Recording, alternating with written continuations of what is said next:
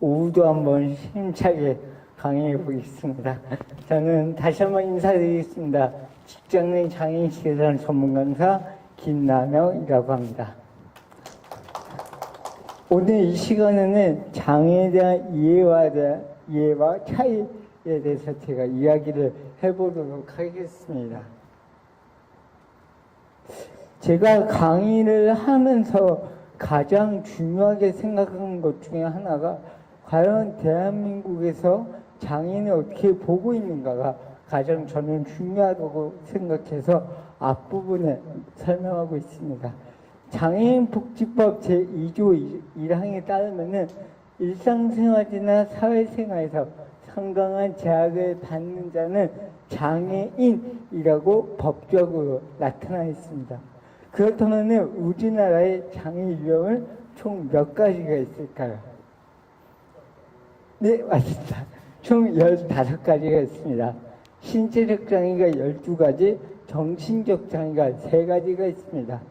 이야기하고 있는 저는 현재 28년째 선천적 장애인으로서 뇌병변 장애를 가지고 살아가고 있습니다. 그렇게 저희는 총 신체 외부와 내부, 정신적 장애로 법적으로 나누어져 있는데요. 과연 그렇다면 다른 국가와 국제기구에서는 장애를 어떻게 보고 있는지 한번 살펴보겠습니다. 대표적으로는 유엔이 있습니다.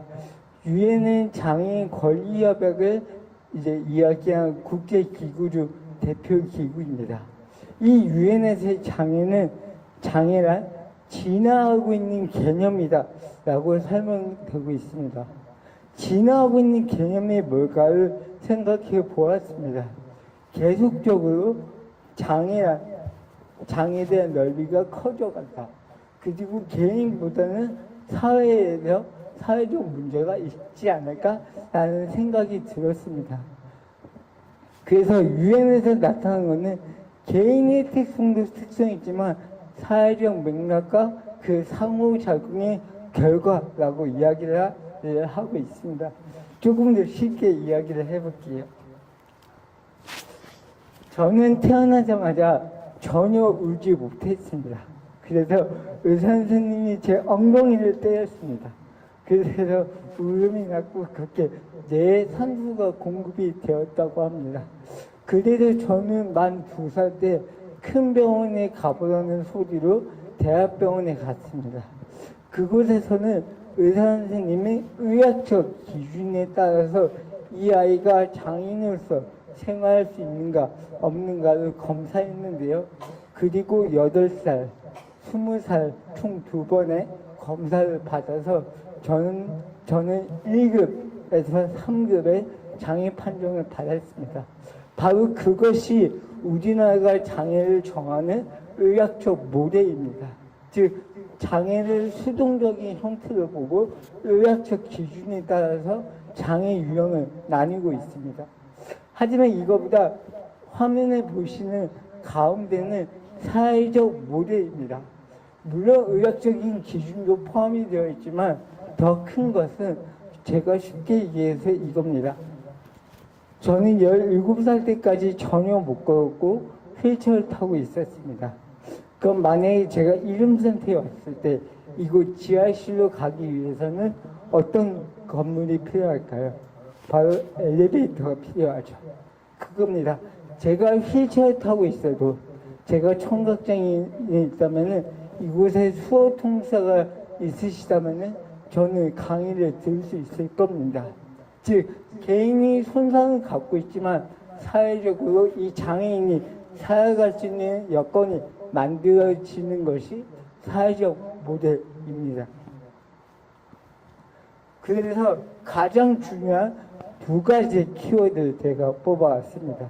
바로 사회적 통합과 포용성입니다. 우리는 함께 살아가야만 합니다. 장애인 따로 비장애인 따로가 아니라 국가에서 함께 또 사람과 사람 사이에 함께 살아가야만 합니다. 그래서 물리적 환경의 개선도 필요하겠지만 여러 가지 제도의 개선, 인식 개선의 필요성으로서 다각적으로 함께 인식 개선에 대해서 이야기를 해야만 합니다. 그래야지만 조금 더 포용적 사회, 통합적 사회에 더욱더 한 발짝 다가갈 수 있다고 저는 생각하고 있습니다. 제가 왜 이런 생각을 하게 됐냐면은 또 제가 왜 강사를 하고 있는 이유를 물으신다면은 저는 항상 이 파일을 보여드리고 있습니다. 제가 인식개선 강사를 하는 이유, 직전에 인식개선 강의를 하는 이유는 제 친가와 외가 쪽에서는 유일하게 제가 장애인입니다. 그리고 초등학교, 중학교, 고등학교 때까지만 하더라도 제 주위에서는 장애인을 볼 수가 없었습니다. 근데 대학에 들어오고 장애인식 개선 동아리를 설립해서 활동해 보니 어느 순간 이런 생각이 들었습니다. 내가 전혀 못 걸을 때로 돌아간다면, 또 나의 부모님이, 형제가, 친구가 비장애인이 된다면은 장애인이 된다면 어떨까? 제가 겪었던 아픔과 수모를 똑같이 경험해야만 하는 그 사회에서 살아가야만 할까를 고민했습니다. 그리고 나서 저는 검색을 해보았습니다.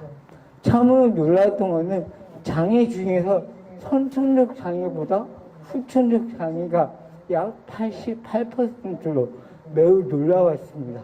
그리고 그 중에서 질환을 갖고 있는 것이 58%입니다. 그래서 저는 경각심에 빠졌습니다. 누구나 장애가 될 수 있겠다. 누구나 아플 수 있겠다. 그러면은 내가 먼저 더욱 조금이라도 함께 사는 그 사회를 만들어 보자. 이 청년의 시기에 도전해 보자. 라고 해서 이 자리에 나왔습니다. 그래서 저는 아주 많은 직업을 갖고 아주 많은 건 아니고요. 23가지 직업이 있습니다.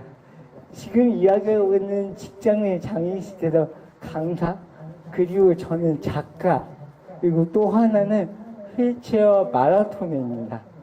스포츠, 문화, 교육을 다 섭렵하고 있습니다.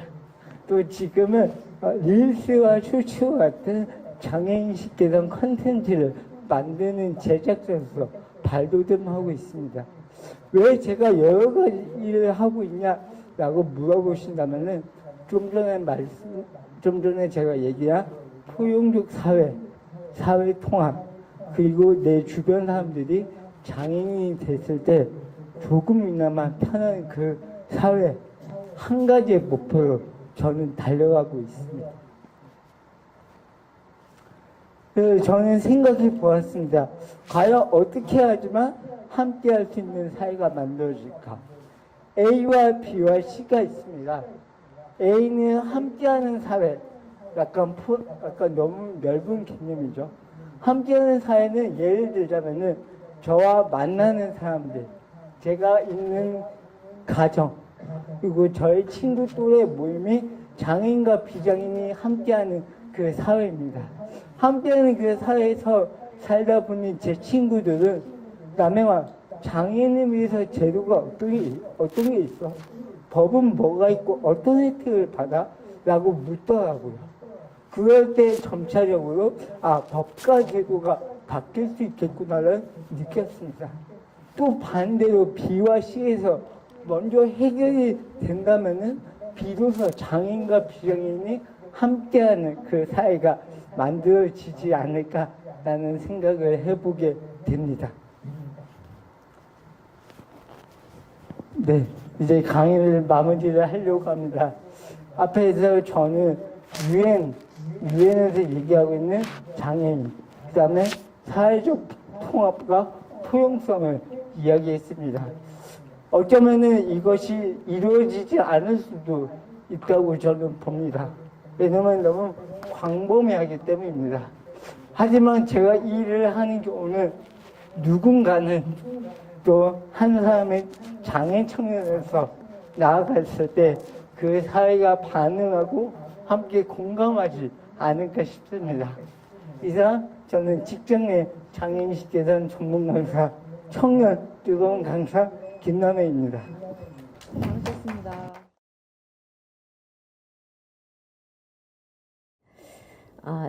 정말 잘 들었습니다. 지루하지 않고 아주 몰입감 있게 잘 하셨는데 작가라고 하셨잖아요.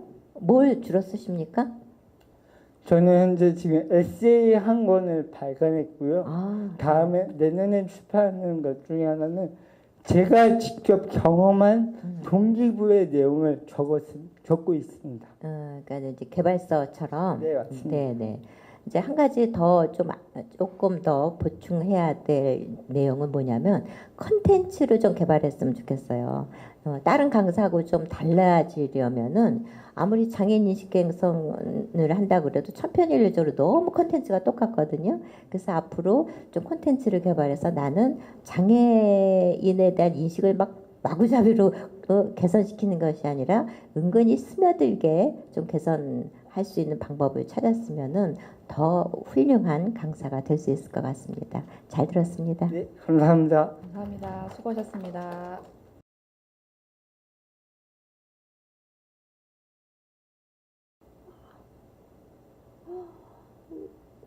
시작하겠습니다.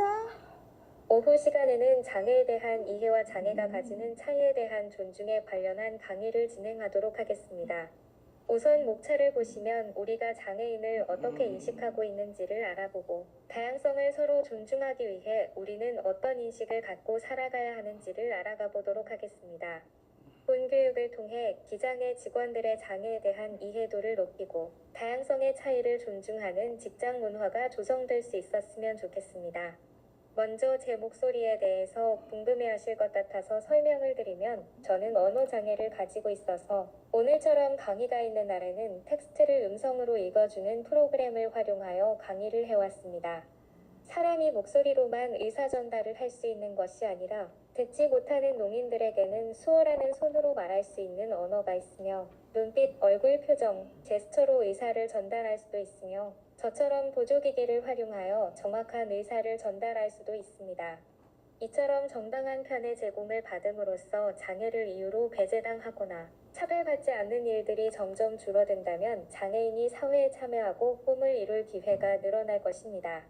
모두에게 평등하고 모두가 참여하는 세상을 만들기 위해서는 편견과 이별을 해야만 평등을 만나서 함께 더불어 사는 사회를 만들 수 있습니다. 오늘 강의를 통해 장애라는 편견을 없애는 평등을 만나는 첫발을 내디뎠으니 장애가 있는 동료를 이해하고 함께 더불어 살아갈 수 있을지에 대한 고민하는 시간이 되셨으면 좋겠습니다. 그럼 여기 계신 선생님들께서는 장애에 대해 어떤 생각을 가지고 계시나요? 여기가 첼로 예쁜 선생님. 정가요? 네.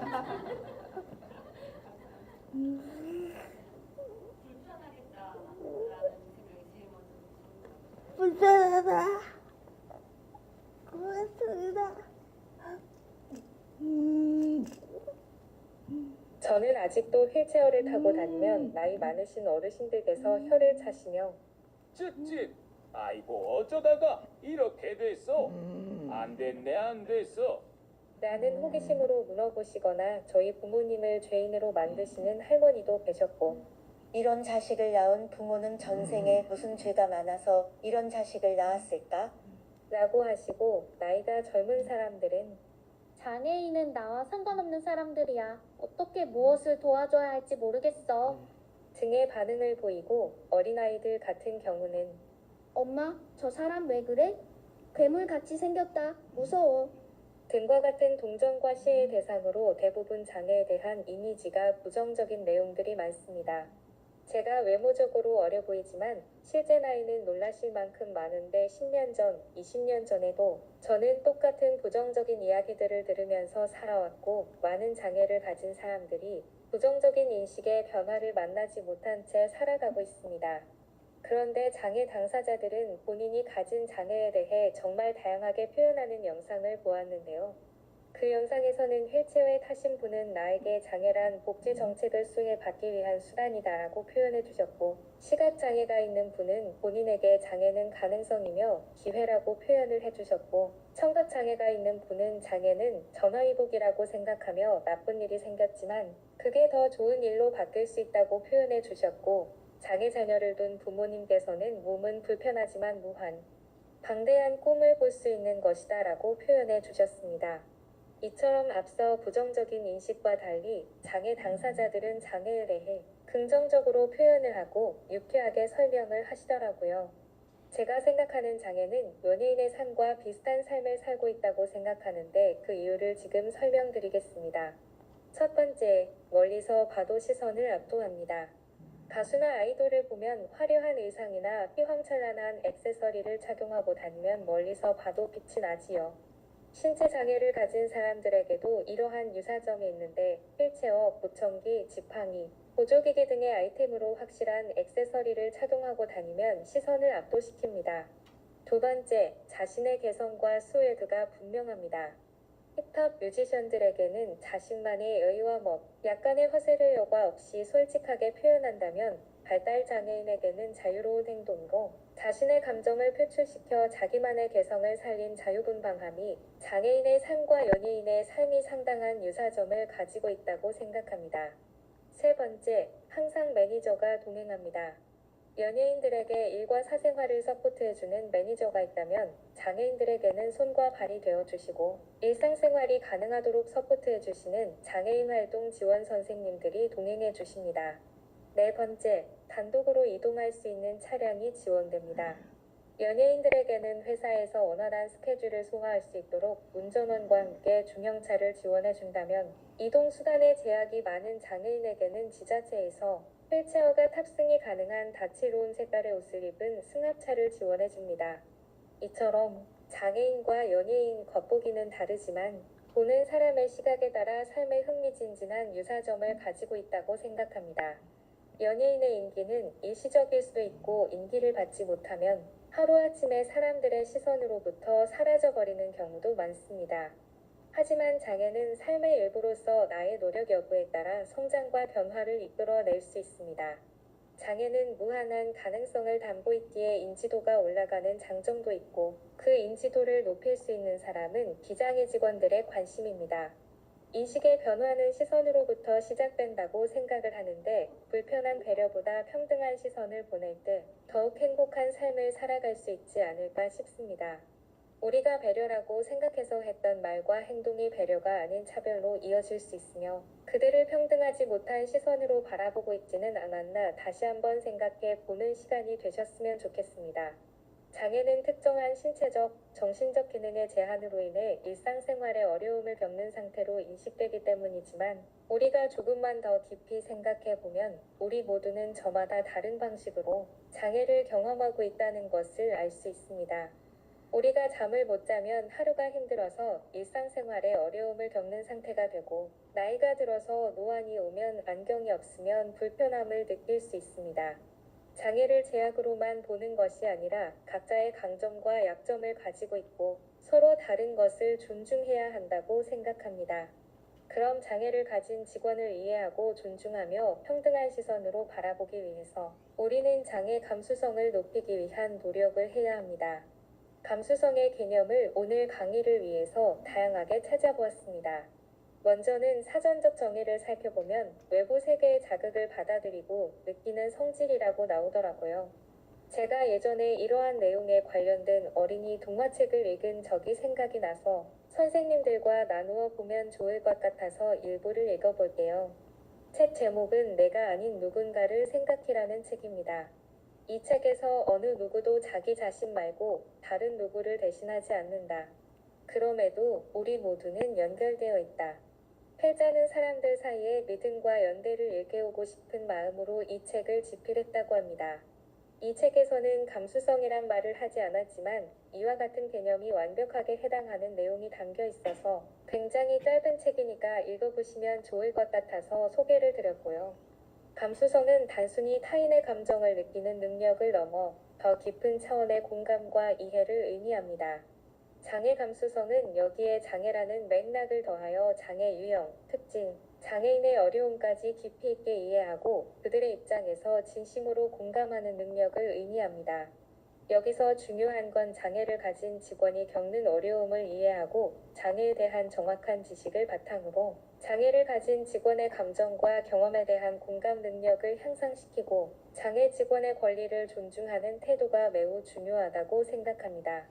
저는 일방적으로 존중하는 관계는 유지될 수 없다고 생각하는데 장애를 가지고 있다고 해서 항상 배려를 받아야만 하는 것은 아닙니다. 다만 우리 사회가 장애를 가진 사람들을 조금 더 이해하고 함께 살아가는 방법을 고민해 주셨으면 좋겠습니다. 배려와 동등함은 상충되는 개념이 아니라 서로 보완하며 더 나은 사회를 만들어가는 데 필요한 가치입니다. 진정한 협력과 이해는 서로를 존중하는 마음에서 비롯됩니다. 장애를 가진 동료를 단순히 장애인이라는 틀 안에 가두기보다는 독특한 개성과 능력을 가진 개인으로 인식해야 합니다. 갑과 을의 관계가 아닌 동등한 파트너로서 서로를 존중하고 신뢰하는 관계를 구축할 때 비로소 조화로운 직장 문화가 만들어질 거라고 예상합니다. 상호 존중과 협력을 바탕으로 서로의 강점을 살리고 약점을 보완하며 함께 성장하는 아름다운 일터가 되어주셨으면 좋겠습니다. 우리가 현재 살아가고 있는 4차 산업혁명 시대는 우리 사회의 큰 변화와 장애를 가진 사람에게는 새로운 가능성과 기회를 열어주는 긍정적인 변화를 가져왔습니다. 과거에는 물리적인 제약으로 인해 반응 활동에 제한을 받았지만 이제는 온라인 환경 안에서 시간과 공간의 제약 없이 누구에게나 동등한 기회를 제공받으며 자신의 역량을 마음껏 펼칠 수 있는 시대가 찾아왔다고 생각합니다. 급변하는 시대적 상황과 환경적 변화에 발맞추어 우리 사회의 시민의식도 성장세를 타면 더할 나위 없이 좋겠지만 장애에 대한 사회적 인식은 기술 발전 속도를 따라가지 못한다고 생각합니다. 이곳이 산업 발전과 장애에 대한 사회적 인식 변화를 동반 성장할 수 있는 기회가 되어 주었으면 좋겠습니다.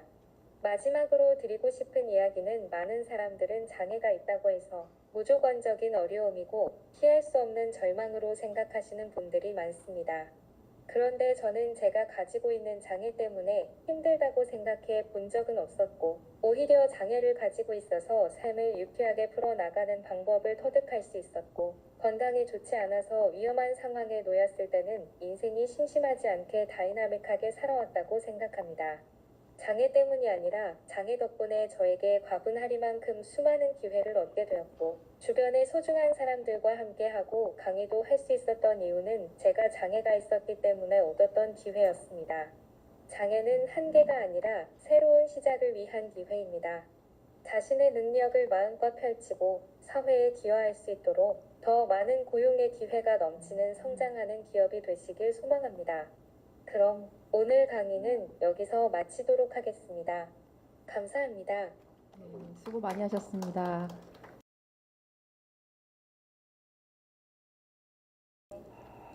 김신혜 강사님 강의 2번 잘 들었습니다.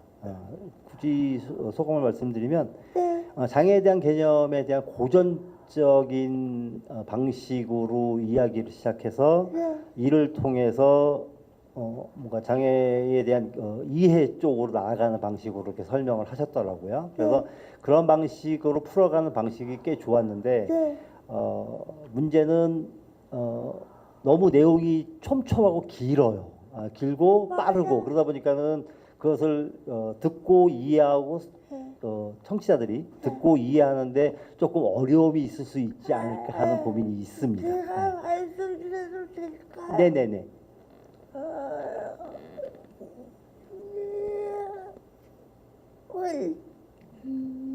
원래 조금 던져야 하거든요. 근데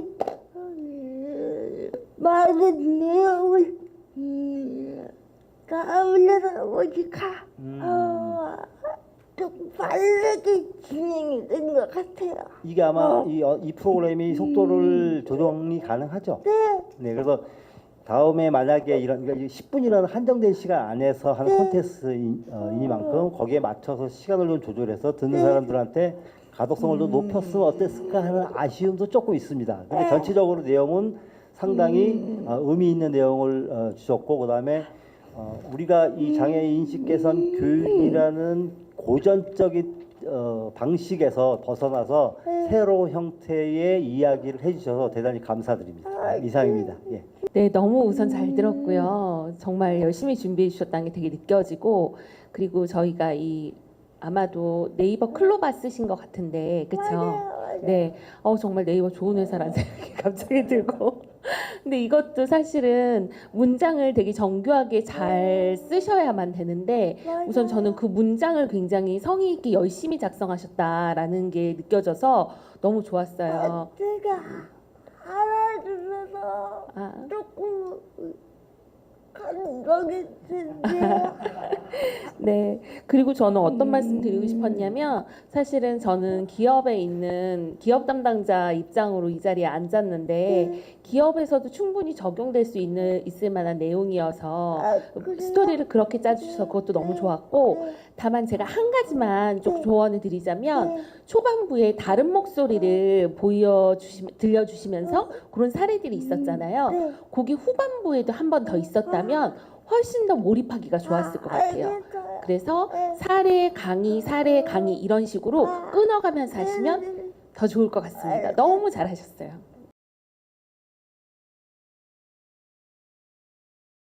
네, 안녕하세요. 이번 시간은 장애인 차별 어디까지 왔니라는 주제로 차별에 대해서 좀 이야기를 해보려고 하는데요. 제 삶에서 느낀 부분, 그리고 제 삶을 통해서 설명을 한번 해보겠습니다. 네. 제 이름은 김형회이고요. 네, 얘도 김형회입니다. 굉장히 귀엽죠? 제가 어렸을 때 이렇게 귀여울 리가 없었는데, 네, 저희 부모님이 저라고 해서 그렇게 믿고 있고요. 이 사진을 보면 저는 비장애인으로 태어난 걸 알 수 있습니다. 네. 군대도 갔다 왔어요. 58kg 시절이어서요. 포잡한 거 아니고요. 네. 대학도 나왔습니다. 왼쪽이 여자친구고요. 오른쪽은 그냥 친구예요. 네. 지금은 둘 다 어디서 뭐하고 살고 있을지 몰라서 이 사진을 써도 되냐고 물어보질 못했어요. 그래서 모자이크를 했고요. 한 20대 중후반까지 계속 비장애인으로 살고 있었죠. 제 취미가 하나 있었습니다. 여행을 너무 좋아해서요. 해외여행을 많이 다녔어요. 여기는 이제 시드니죠. 오페라 하우스. 배 타고 가면서 제가 직접 찍은 건데요. 너무 잘 찍어서 어디 인터넷에서 가져온 거 아니냐라고 물어보시는 분들이 하도 많아져가지고 갖고 왔습니다. 네, 증거 사진까지. 옆에는 네, 여자친구. 역시나 지금 어디서 뭐하고 살고 있을지 궁금합니다. 네. 여기는 이제 포카리 스웨트 광고 찍기로 굉장히 유명한 곳인데요. 그리스 산토리니입니다. 해외여행 정말 많이 다녔고요. 보통 이제 해외는 잘 아시는데 우리나라 잘 모르세요. 여기는 서울 잠실에 있는 나홀로 나무라는 굉장히 예쁜 곳입니다. 자, 그럼 제가 비장애인으로 태어나서 군대도 갔다 왔고요. 대학도 나왔어요. 여행을 많이 다녔고요. 여자친구도 있었어요. 그러면 돈이 필요했겠죠. 그럼 직업이 있었겠죠. 제 직업이 뭐였을까요? 정답이십니다. 보통 치과 의사라고 이렇게 말씀을 많이 하시는데요. 치과 기공사입니다. 저 이제 틀니라고 하죠. 틀니 잘못된 표현이고요. 의치가 맞습니다. 의수, 의족, 의치. 네. 이거 어떻게 만드냐면요. 이 플라스틱을 조각도로 엄청 힘있게 깎아야 돼요. 그래서 손가락에 힘이 엄청 많이 들어가는 일을 했습니다. 네. 이 사진은요, 제가 이제 장애인이 되기 한 3분 전에 찍은 사진인데 왜 물놀이를 잘하다가 그런 장애인이 되는 사건이 발생했을까요?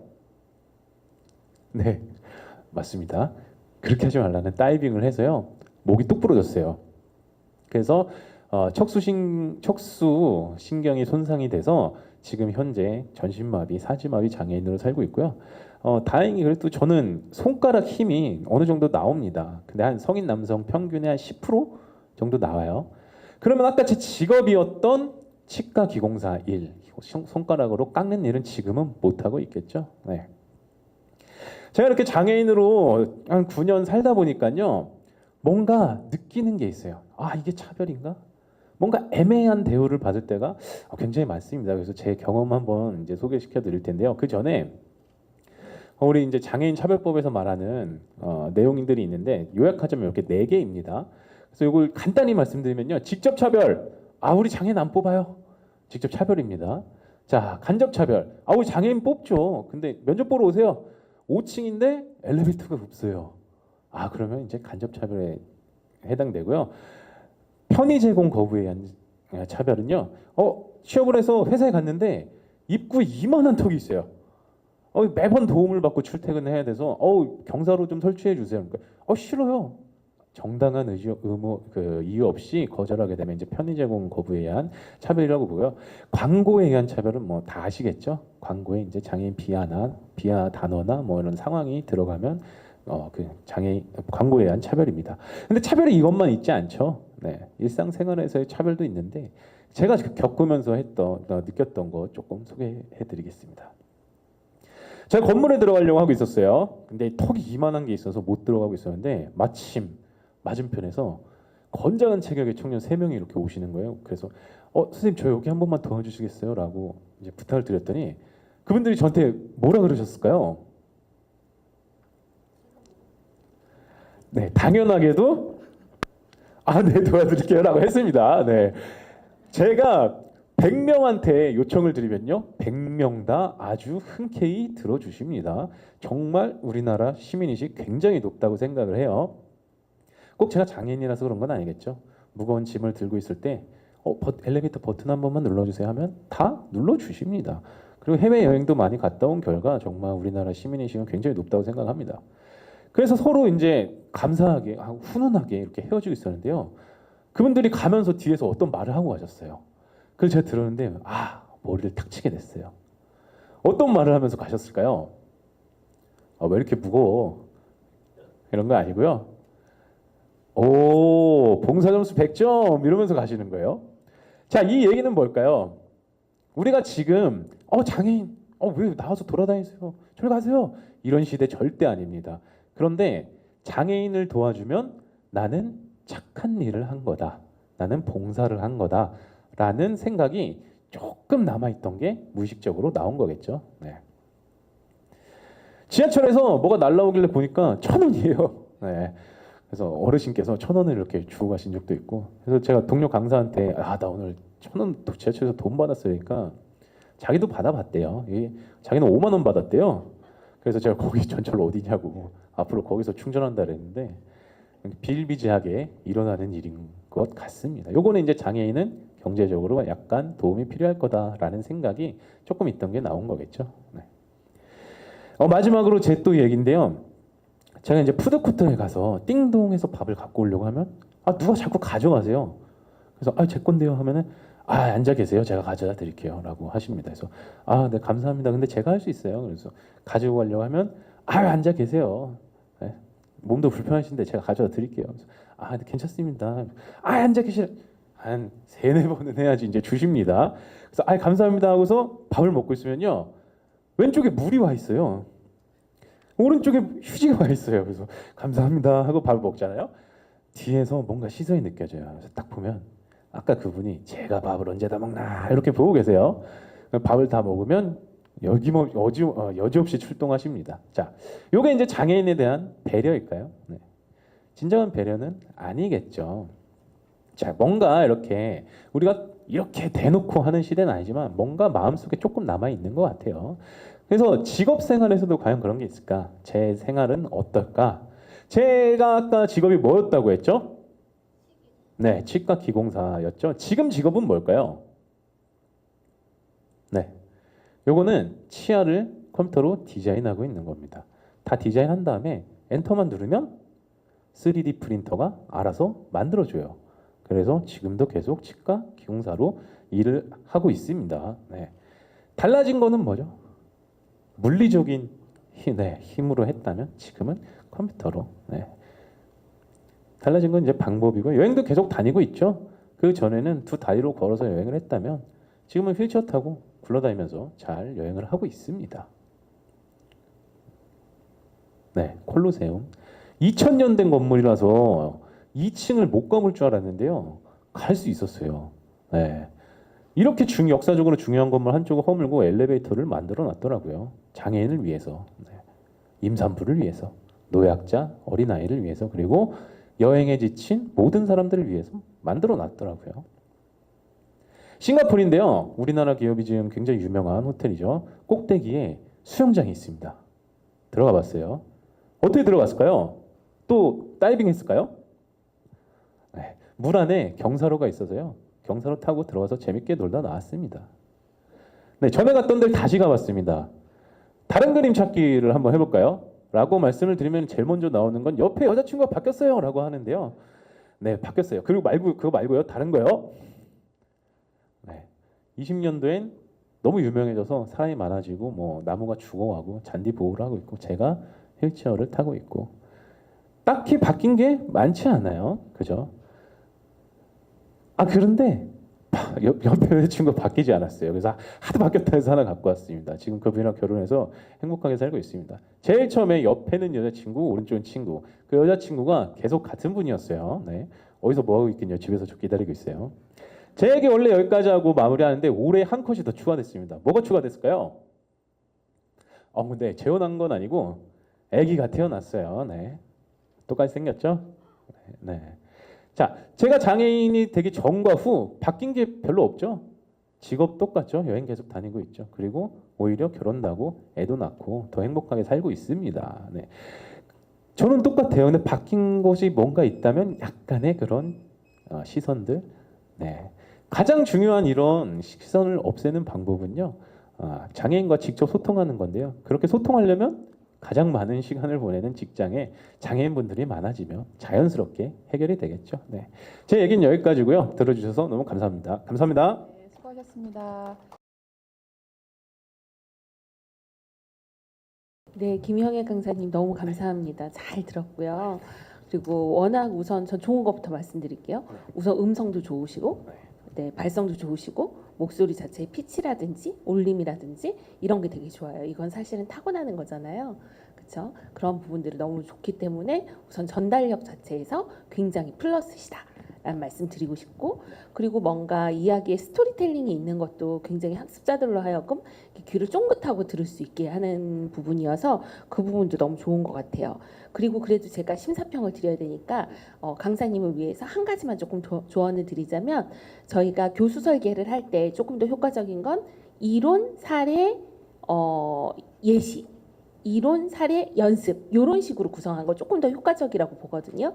근데 우리가 마치 이게 그냥 그 사람의 개인의 스토리처럼 느껴지면 그래 내가 이렇게 해야지, 그래 내가 이런 생각이 있지로 끝날 수 있거든요. 그래서 항상 우리 오늘 약간 뭔가 차별과 관련된 거니까 차별금지법이라든지 이런 어떤 내용도 앞에 한 번만씩 중간중간 보여주시면 훨씬 더 그 사례가 이 법률과 연결돼서 전달될 것 같습니다. 너무 좋았어요. 네, 감사합니다. 네.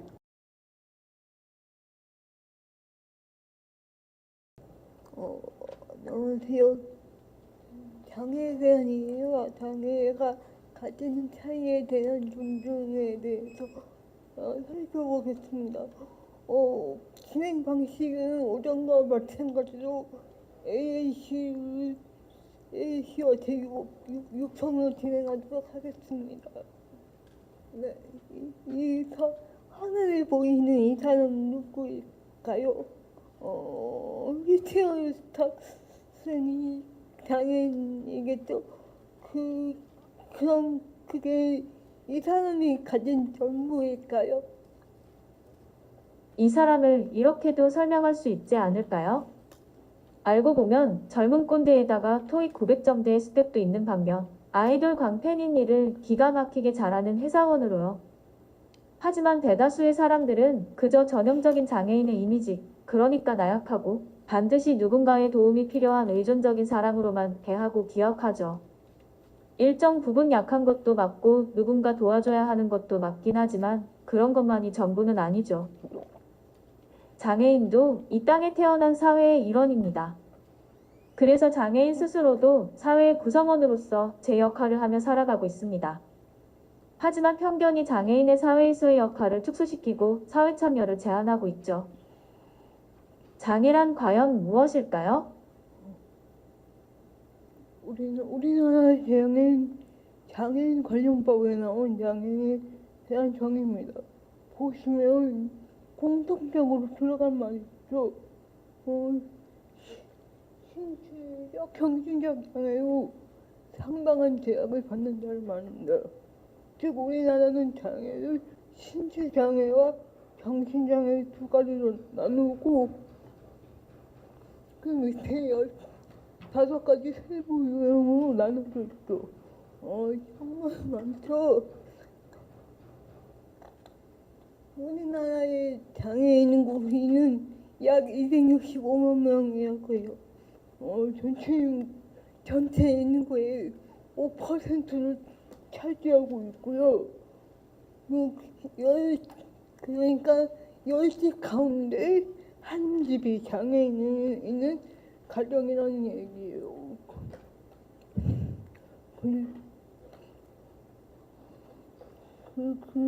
그리고 이 5%의 장애인국 중에서 약 절반 정도가 65세 이상 노년층인데요. 이제 나이가 들면서 생기는 질병, 사고 등으로 장애가 생기는 사람들이 많아짐을 알 수 있습니다. 세계 각국의 장애 출연율을 살펴보시면 이제 라트비아 약 40%, 미국 약 13%, OECD 가입 국가의 평균 출연율이 약 24%인 것을 비교해 볼 때 우리나라의 장애 출연율은 약 5%로 확연히 적은 것을 볼 수가 있죠.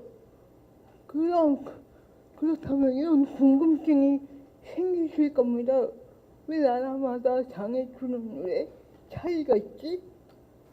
바로 장애의 정의 때문인데 장애를 바라보고 해석하는 관점이 나라, 인종, 개인, 시대에 따라 달라지기 때문입니다. 대표적인 것이 의료 모델과 사회 모델인데요. 옛날에는 장애인을 볼 때에요. 장애는 불행한 거야. 네가 신을 제대로 믿지 않아서야. 그러니까 기도하고 회개하면 돼. 아니면 열심히 치료받아서 극복해내려. 이렇게 장애를 온전히 개인과 가족의 책임으로만 봤어요. 이것이 의료 모델이고요. 그런데 장애가 신을 믿지 않았기 때문에 생긴 것도 치료받아서 극복하면 되는 것도 아니더라. 어쩌면 사회가 장애인을 인간답게 살지 못하게 하는구나. 그래서 사회가 이들을 인간답게 살 수 있도록 책임을 져야 하는구나. 이렇게 보기 시작했고 이것이 사회 모델입니다.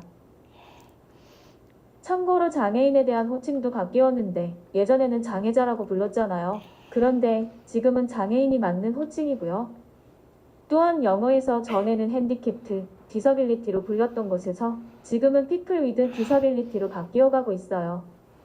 또한 미국은 알코올 중독자도 장애인으로 보고 스웨덴은 의사소통이 어려운 외국 이민자도 장애인으로 봅니다. 우리나라는 최근에 복시, 투렛장애, 백반증 등 11개 질환도 장애인으로 새롭게 인정했죠. 사회 모델의 등장으로 장애인들은 전 세계 모든 지역에서 불이익이 가장 심한 소수자 집단임을 인식하게 되었는데요. 이를 국제사회도 인정하고 국제사회 차원에서 모든 장애인의 존엄과 가치를 재확인하고 사회의 불공평과 차별을 종식하고 또한 장애인도 그들의 권리의 정당한 소유자이자 주체자이며 그들의 문제에 대해 실질적인 참여와 기회균등을 보장하기 위한 효과적인 법적, 제도적 장치로서 협약을 제정하게 됩니다.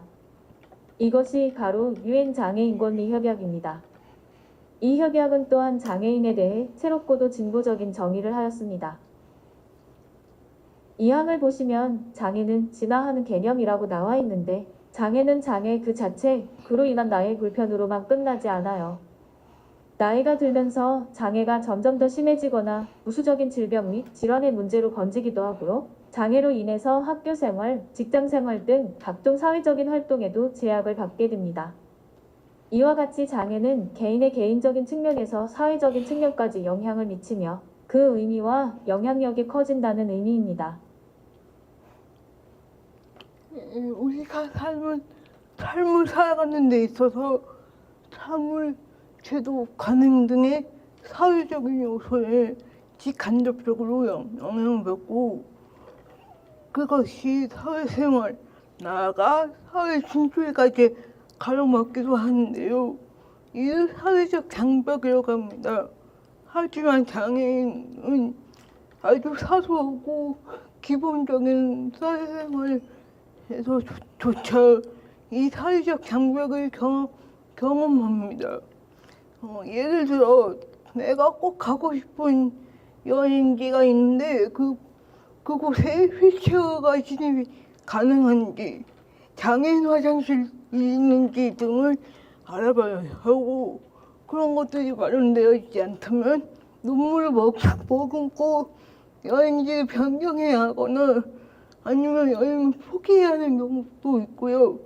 또 첫 출근을 해야 하지만 나는 시각장애가 있어서 안내견과 함께 동반해야 하는데 회사에서 난 안내견을 데려갈 수가 없어. 이래서 출근할 수가 없는 경우도 있습니다.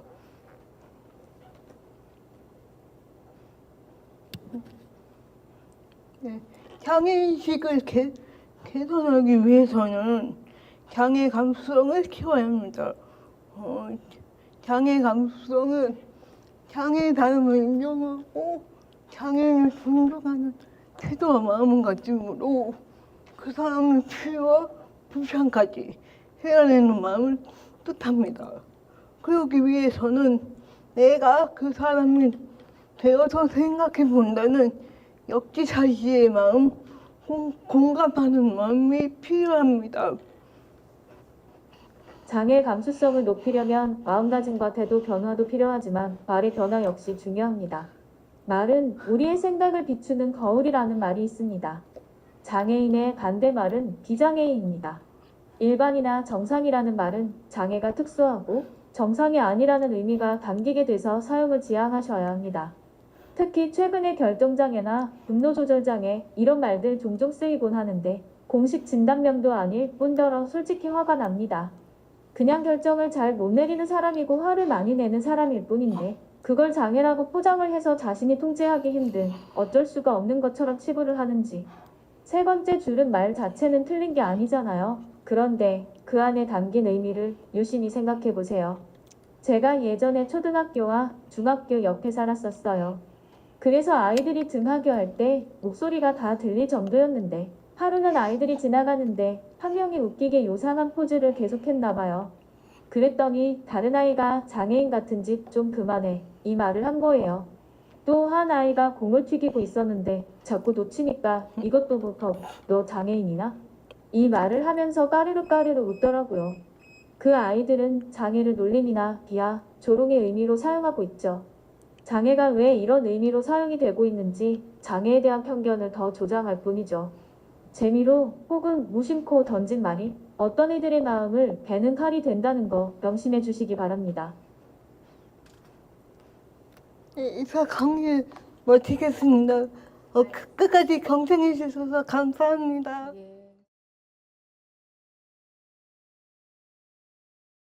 네, 강의 시연 너무 잘 들었고요. 네, 수고하셨습니다. 뭐 짧게 말씀을 먼저 하나 드리자면 일단 그 설명하고자 하는 내용들에 대한 설명을 발음이나 이런 것들을 너무 정확하게 잘 해주셨고 용어에 대해서도 조금 쉽게 천천히 설명해 주셔서 좀 잘 깊이 잘 들었던 것 같습니다. 그리고 시선 처리도 계속 그 저희 청중들하고 맞추려는 노력 그거 정말 높은 점수를 좀 드리고 싶습니다. 네. 그래서 아마 시간이 좀 짧아서 그런지 조금 그 하나 더 제가 의견을 좀 드리고 싶은 거는 직장 내 장애인 인식 개선 교육이기 때문에 물론 사회생활에서 어려웠던 점들을 말씀해 주는 거 좋겠지만 혹시 강사님께서 직장 생활을 했던 예전 경험이나 또 직장 생활을 통해서 이러이러한 점들이 비장한 근로자들의 좀 느꼈을 불편함들을 좀 사례를 통해서 직장 생활 위주로 설명을 해주면 훨씬 더 좋을 것 같습니다. 그리고 화면이 아마 뒤에 있기 때문에 뒤를 자꾸 보시는 것 같은데 혹시 가능하시다면 뭐 보조화 기기 중에 앞에 화면을 놓고 본인이 직접 터치가 가능한 방법을 찾아서 하시게 되면 훨씬 더 집중해서 강의 청중분들이 들으실 수 있을 것 같아요. 요건 아마 여러 가지 제도가 좀 필요할 것 같은데 그런 고민을 같이 한번 하시게 되면 좋은 강사로 될 것 같습니다. 안녕하세요. 직장 내 장애인 식개선 교육 강사 정유원입니다. 식사 맛있게 하셨나요? 저희가 오전에는요, 장애인 고용 촉진 및 직업 재활법에 대해 한번 알아보았습니다. 법과 제도요. 네, 장애인 고용 촉진 및 직업 재활법은요, 장애가 있는 사람들이 직업 생활을 하는 데 있어서 장애가 있는 사람들이 할 수 있는 직무를 역량에 맞는 직무를 할 수 있도록 역량에 맞는 직무를 하고 인간다운 삶을 살 수 있도록 장애인 고용 촉진 및 직업 재활을 촉진하고 있는데요. 저는 어떻게 하면 할 수 있는 일을 장애인 고용 촉진 및 직업 재활법의 목적처럼 할 수 있는 일을 좀 더 많은 사람들에게 알릴 수 있을까를 2부에 한번 이야기를 해보려고 합니다. 좀 논문에서 한번 가져와 봤습니다. 장애와 관련된 논문인데요. 직업을 가지고 생활한다는 것은 삶의 기반을 마련하는 경제적인 측면과 아울러서요, 유대감과 소속감을 느끼며 다양한 사회적 관계를 하는 게 직업이라고 합니다. 저는 이게 되게 공감이 돼서 가져와 봤거든요. 저는 직업을 통해서 좀 더 월급을 받으면서 이제 안정적인 삶을 이끌어 나갈 수 있고요. 또 다양한 동료분들과 함께 많은 일을 하면서 저의 내성적인 성격을 조금씩 직업 생활을 하면서 안정적으로 일을 할 수 있게 되었습니다. 이거는 제 30년 후에 AI한테 부탁을 해서 한번 그려본 겁니다. 저는 직업을 통해서 이제 30년 후에 농사를 한번 짓고 싶어서 한번 가져와 봤습니다. 그러면 이제 본격적으로 다양성과 포용성에 대해 이야기를 나눠보겠습니다. 먼저 다양성입니다. 다양성의 본질은 되게 다양한 정의가 있겠습니다만, 오늘은 저희 회사 사장님이 다양성에 대한 정의를 해주셔서 한번 가져와 봤는데요. 다양성의 본질은 다양한 사람들의 만남일 수도 있지만요, 개별 가치에 대한 상호 이해를 바탕으로 한 공동 목표에 기반한 협력이라고 할 수 있는데요. 우리가 아까 장애인 고용 촉진 및 직업 재활법에서 장애가 있는 사람들의 역량에 맞는 일을 하고 인간다운 삶을 살 수 있도록 한다고 했잖아요. 이거 똑같아요. 개별 가치에 대한 상호 이해. 그러니까 저로 예를 들면요, 저는 이제 4년간 한 직장에서 일을 하고 있는데요. 저의 직무는 따로 정해져 있는 게 아니라 제가 할 수 있는 일을 제가 스스로 찾아서 직무를 개발한 케이스입니다. 그러니까 개인화된 고용, 그러니까 제가 할 수 있는 업무를 찾아서 지금 제가 일을 해보고 있습니다. 또한 서로 다른 의견과 오해의 충돌로 시작하더라도 이러한 차이를 극복하면 큰 창의성과 문제 해결 능력을 키울 수 있다고 했는데요. 우리는 모두 같은 생활, 같은 배경, 같은 학습을 하지 않아서 다양한 생각이 있을 수 있습니다. 다양한 생각으로 인해 오해와 편견도 생길 수 있는데요. 하지만 이러한 것을 함께 일을 하는 것을 통해 함께 많은 대화를 하고 함께 많은 경험을 한다면 충분히 편견을 해소할 수도 있지 않을까라는 말씀을 드리고 싶은데요. 하지만 이러한 편견을 이기지 못한다면 이러한 것도 생길 수 있습니다. 무의식적인 편향이라는 것은 우리가 일상을 살아가면서 학습, 경험, 다양한 배경을 갖고 함께 살아가는데요. 함께 살아가는 중에 이러한 무의식적인 편향이라는 게 생긴다고 합니다. 우리가 그러한 경험들 통해서 이제 종종 집단과의 편견이나 차별 같은 게 생길 수 있다고 하는데요. 이거는 한 캐주얼 브랜드에서 있었던 일입니다. 한 캐주얼 브랜드에서 흑인이 입고 있는 옷을 보면 원숭이가 정글에 있다라는 이제 글씨를 써 있는데요. 원숭이라는 것은 어떤 사람이 생각했을 때는 흑인을 비하하는 용도로 생각할 수 있지만, 어떻게 생각했을 때는 이게 과연 흑인을 비하하는 용도인가 라고 생각할 수 있는데, 제가 드리고 싶은 말씀은 우리가 사전에 다양성과 포용성이 있는 회사에서 함께 일을 하게 된다면 이러한 옷을 만들기 전에 사전에 예방을 할 수도 있습니다.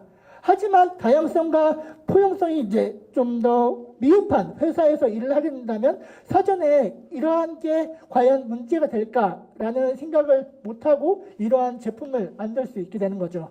그러니까 이러한 제품이 만들어진 결과로 이러한 매장이 습격을 당하거나 이제 함께 협업을 하던 협력자들로부터 이제 계약이 결렬된 이제 사례가 있었습니다.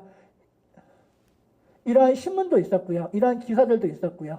결국 제가 이 부분에서 하고 싶은 말은 다양성과 포용성이, 다양성이 충분한 회사에서 일을 하게 된다면 혹시라도 닥쳐올 리스크가 이제 함께 협력을 통해서 함께 많은 대화를 통해서 충분히 해소가 될 수도 있지 않을까라는 말씀을 드립니다. 두 번째 시간에는 포용성, 그러니까 제가 하는 업무를 소개해드리면서 좀 더 여러분께 좀 도움이 되고자 하는 말씀에서 한번 드려보고자 합니다. 사실 한국장애인고용공단에서는 장애인 고용 컨설팅이라는 것을 통해서 좀 더 전문적으로 좀 많은 도움을 받을 수 있습니다.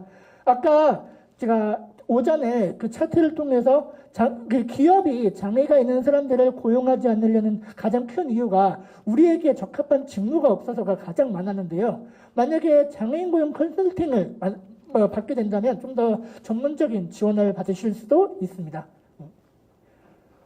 저는 4가지를 통해 이제 현재 일을 하는 회사에서 좀 더 계속 지속 가능하게 일을 할 수 있었습니다.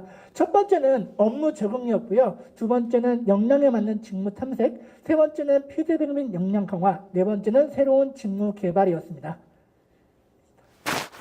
처음에 저는 이제 4년 전에 입사했었던 저는 되게 사회 경험도 되게 적었고요. 특히 귀가 안 들려서 업무를 하는 데 있어서 많은 어려움이 있었습니다. 그럼에도 불구하고 제가 일을 할 수 있었던 이유는 이제 옆에 계시던 동료분들이 멘토링을 한 1년 정도 해주셨어요. 멘토링을 1년 정도 해주시면서 제가 업무에서 어려웠던 부분이나 고민이 된 부분들을 많이 의견을 나눠주시면서 좀 더 많은 부분을 해결해 주셨고, 이런 많은 부분을 해소해 주셨고, 또 전 귀가 잘 안 들리다 보니까 업무에서 가장 많은 어려움을 겪습니다.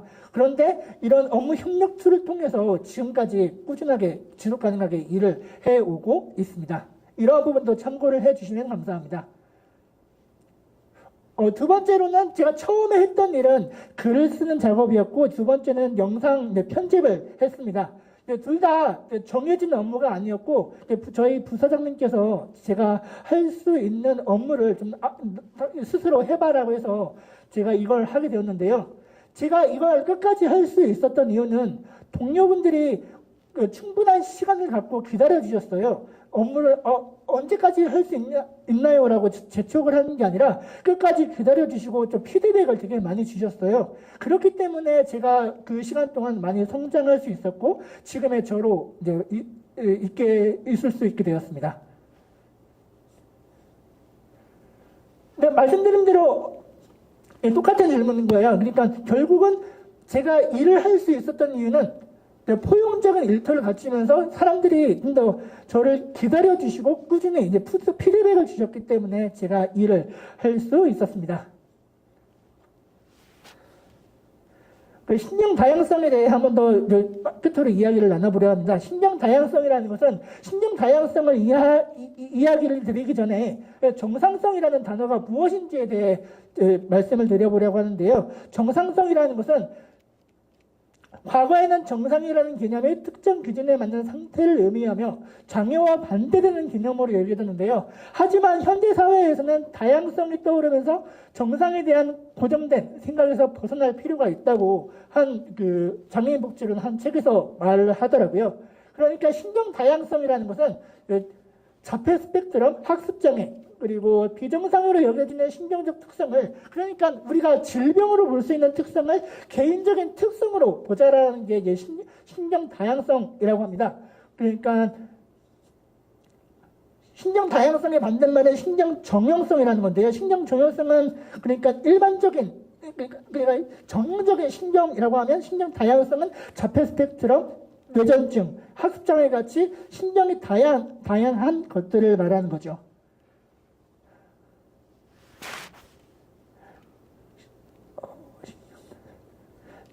그러니까 신종 다양성이 생겨난 이유는 이제 우리가 처음에는 의료적 모델, 네, 감사합니다. 뒤에 조금 더 이어주셔도 되는데 마무리 조금 더 하시겠어요? 마무리 하고 싶은 말씀. 예, 마무리 하셔도. 결국은 이제 장애가 있는 사람과 함께 일을 한다는 것은 장애가 있는 사람만 좋은 것이 아니라 함께 일을 함으로써 포용적이고 다양한 이제 조직이 구성되면서 다양한 리스크를 이제 예방하거나 좋은 사내로서 이제 성장할 수 있다고 생각합니다. 네, 이야기를 들어주셔서 감사합니다. 제가 귀가 잘 안 들려서 그런데 되게 많은 피드백을 받고 싶거든요. 좀 크게 말씀해 주시면 감사합니다. 네, 네, 충분히 들리시나요? 혹시? 네, 감사합니다. 저도 한복청합니다. 감사합니다. 네, 너무 성실하게 굉장히 많은 내용을 또 굉장히 학술적인 내용을 잘 정리해 주신 것 같아요. 그래서 어떻게 보면 정말로 저희가 현장에서 장애인 인식 개선 강의를 참여해서 듣다 보면 조직에 따라서 실제적인 사례를 좀 좋아하시는 조직도 있고 뭔가 이론적이고 더 깊은 학술적인 내용을 원하시는 조직도 있어요. 그래서 그런 조직이 굉장히 어울리겠다라는 생각이 들었습니다. 그리고 저희가 그래도 피드백을 드리고 조금 더 좋게 하기 위해서 몇 가지 조언을 좀 드려보자면 저희가 조금 학술적인 내용이 조금 더 많았던 것 같아요. 그리고 뭔가 이 내용들이 비장애인들이 많은 조직에서는 들어보지 못한 내용들이 많다 보니까 그런 거는 한 가지의 내용을 알려주시더라도 사실은 조금 더 충분한 내용으로 조금 더 긴 시간을 들여서 이야기를 할 때도 조금 더 천천히 꼭꼭 씹어가면서 이야기를 해주셔야 되는데 오늘은 아마도 이제 경연이 있다 보니까 많은 내용을 넣으시려고 해서 말씀도 조금 빨라지신 것 같아요. 그래서 제가 추천드리고 싶은 방법 중에 하나는 녹음하셔서 나의 말의 빠르기가 어느 정도인가 한번 들으시면서 해보시면 좋겠다라는 말씀 좀 드려보고 싶고요. 그리고 네. 그리고 이제 아까 마지막에 다양성, 전형성 이런 거 이야기해 주셨잖아요. 근데 그런 이야기를 해주실 때 실제로 기업들이 관심 있어 할 만한 사례가 뭘까? 이 사례를 한번 생각해 보셔도 좋을 것 같아요. 예를 들면 구글에서 조직에서 성과내는 조직에 어떤 특징들이 있지? 라는 연구를 2년 동안 넘게 했는데 거기에서 물론 탑5로 나온 것도 있었지만 거기에 어떤 게 있었냐면 다이버시티라고 하는 부분이 또 있었어요. 그래서 결국은 연령층도 젊은 연령부터 나이 많은 연령까지 그리고 남성, 여성 그리고 다양한 민족들 어쨌든 우리가 볼 수 있는 굉장히 다양한 사람들이 모여 있을 때 더 좋은 성과 내더라는 거예요. 그거 너무나 당연하겠죠. 그래서 그런 사례 같은 걸 주시면 어떤 장애인 고용도 우리 회사의 어떤 다양성을 나타낼 수 있는 하나의 표현이겠구나. 이렇게 또 생각해 보실 수 있지 않을까라는 생각이 듭니다. 너무 잘 들었습니다. 감사합니다.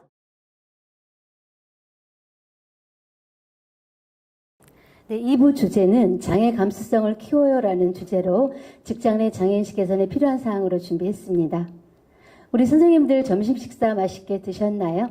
시원하게 차도 한 잔씩 드셨죠? 직장인 분들이시라면 누구나 공감하시겠지만 내가 맡은 업무만큼 중요한 것이 바로 이 점심 식사 시간과 휴게 시간입니다. 우리는 이 시간을 이용해서 동료들과 차도 한 잔씩 하면서 수다도 떨고 스트레스를 풉니다. 그런데 요즘 아무리 혼밥, 혼술이 대세라지만 이렇게 중요한 점심 식사 시간에 혼자서 식사를 한다는 것은 너무나 소외감을 느낄 수 있는 일입니다. 오늘 우리 선생님들은 함께 식사하신 동료와 어떤 사이이신가요? 함께 카톡도 자주 주고받으면서 주말의 일상도 공유하는 그렇게 친하게 지내는 분들이신가요? 네, 우리는 이런 분들이 있기 때문에 이 어려운 직장 생활을 오늘도 지속해 나갑니다. 그런데 그 동료와 내가 처음에 친하게 지내게 된 계기가 혹시 기억나시나요? 처음 본 순간부터 나는 저 사람과 친해질 거야. 아니면 우리는 오늘부터 단짝이야. 이러지는 않죠.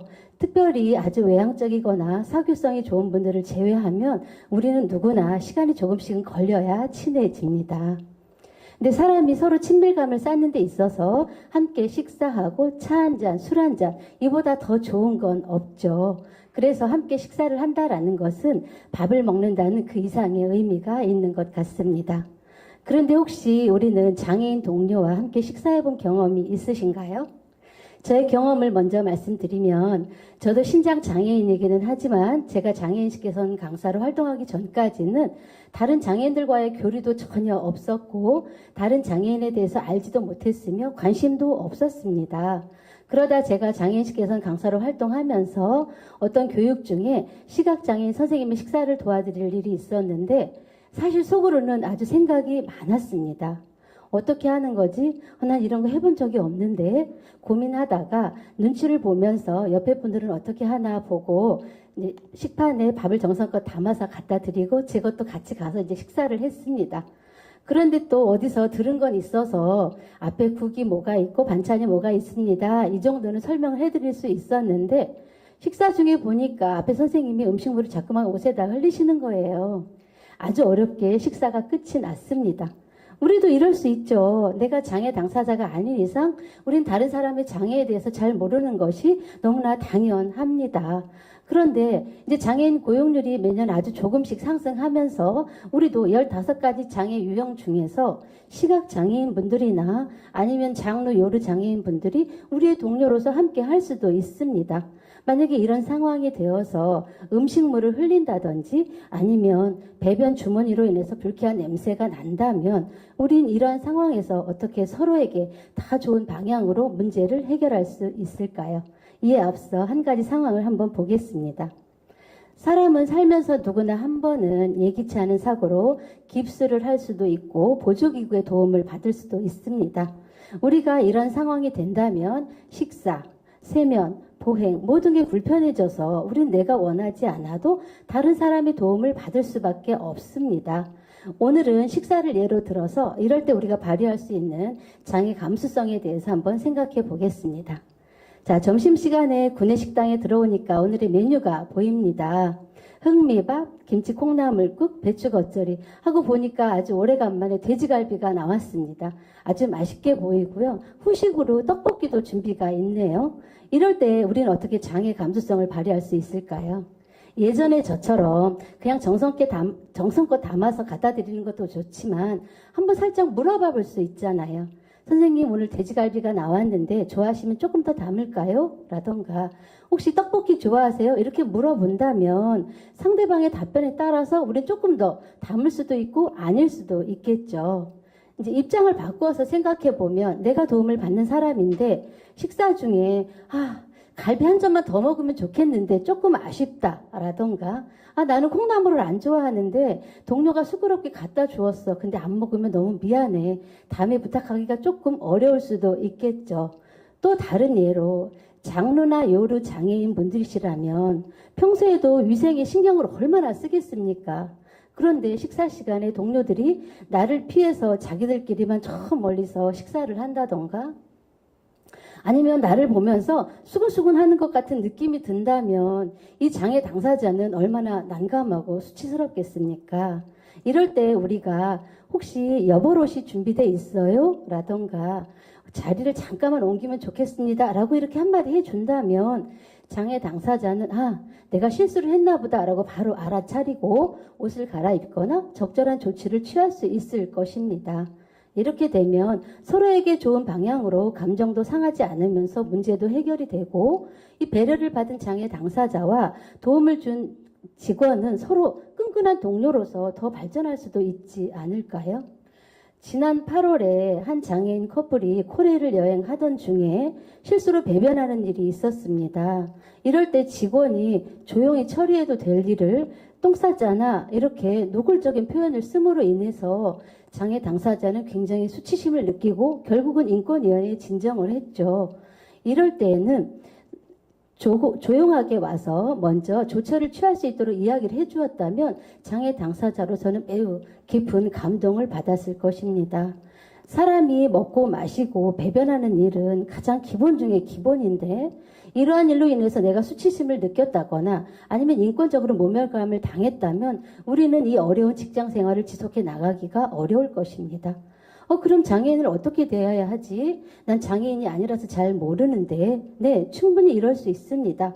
그런데 우리는 그동안 장애 관련 교육을 쭉 들으면서 장애 감수성이라는 말을 아주 많이 들었습니다. 장애 감수성이라고 그게 뭐야?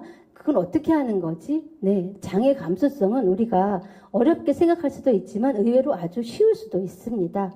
이 감수성은 장애인의 당사자 입장에서 그 장애인의 관점으로 문제를 해결하는 데 동참하겠다는 심리사회적 공감으로 그래, 그 상황이 그럴 수 있지, 충분히 그럴 수 있다라고 생각해 주는 것이 바로 장애 감수성입니다. 아까 코레일 사건과 관련해서 그 직원이 조용하게 물어보고 조치를 취했다면 분명 그 직원은 칭찬 직원으로 올라가거나 아니면 그 배려를 받은 장애 당사자의 마음에 깊은 감사함으로 아주 오래도록 좋게 기억이 되었을 것입니다. 그런데 이 장애 감수성은 하루아침에 뚝딱 생겨나는 것이 아닙니다. 우리가 그 상황이 되어서 경험해보고 또 경험해봐야지만 알아지는 것이 바로 장애 감수성입니다. 그래서 나는 장애인들을 똑같이 평등하게 공평하게 대하고 있어. 이러면 제일 좋은 거 아닐까? 네, 이것도 아주 훌륭한 방법입니다. 그런데 우리는 평등이라는 전제 하에 경기를 보고 있는 세 사람 앞에 의자를 똑같이 하나씩 주었다면 키가 큰 사람은 없어도 되는 것을 이 평등 때문에 키가 작은 사람은 경기를 볼 수가 없고 한 발 더 발전해서 공정이라는 전제 하에 키가 큰 사람의 받침대를 작은 사람에게 나누어 주었다면 셋이서 똑같이 경기를 볼 수 있었겠죠. 그러나 우리는 여기서 한 발 더 현명하게 성숙한 방법으로 나아가서 세 사람 모두가 편안하게 경기를 볼 수 있는 장애물을 걷어낸다면 그 상황에 딱 필요한 적절한 조치를 취해준다면 이것이야말로 진정한 평등과 공정이라고 생각할 수 있겠습니다. 그런데 내가 이거 알아야 해? 나는 장애인도 아닌데. 네, 우리는 비장애인 장애인을 떠나서 이 시대를 함께 살아가는 공동의 책임이 있고 의무가 있습니다. 그 과정 중에 하나로 우리는 다 같이 장애인식 개선 교육을 오늘 들었습니다.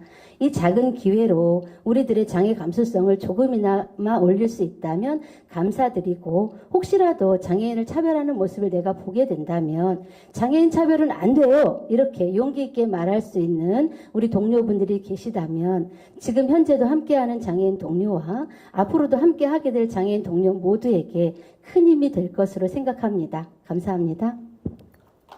수고하셨습니다.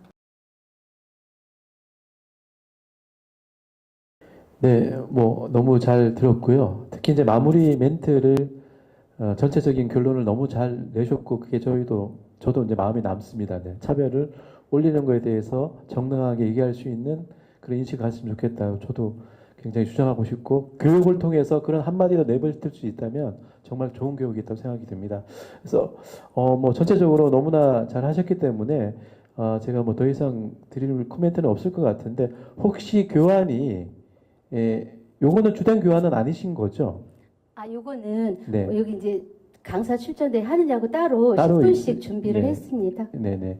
그래서 교환이 뭐 요걸로만 봤을 때 조금 더 PPT를 좀 업그레이드 시켜주면 더 좋았다라는 생각이 좀 듭니다. 그래서 전체적인 디자인이라든지 글씨체라든지 사진 같은 게 조금 더 들어가면 훨씬 더 완벽한 강의가 될 것 같고요. 그 다음에 방문하시는 사업장들 아마 교육하는 사업장들이 대부분 직장 내 이제 사업장이다 보니까 그 업종에 맞춰서 감수성을 연결해서 강의 자료를 좀 만들어 주면 훨씬 더 낫지 않을까. 우리 사업장에 장애 감수성은 이런 게 있었구나, 부족한 게 있었구나를 조금 더 보완해서 하신다면 더할 나위 없는 좋은 강의가 될 것 같습니다. 고생하셨습니다. 네. 감사합니다.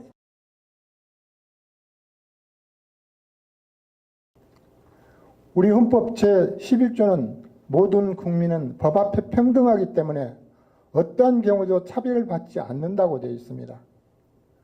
그래서 장애인 관련된 18가지 법 중에 장애인 차별금지법을 만들었던 것이죠.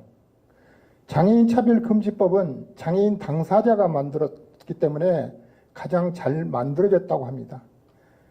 장애인만 차별받는 게 아니고 아동, 여성, 노인 등 여러 분야에서 차별을 받지만은 차별기본법을 만들려고 하지만은 국회에서 계속 계류 중에 있어서 차별기본법을 만들지 못하고 장애인 차별금지법을 인용해서 쓴다고 합니다. 그래서 빌려서 쓴다는 의미겠죠. 장애인 차별금지법의 차별 유형이 6가지가 있는데 오늘 제가 3가지를 말씀드리겠습니다.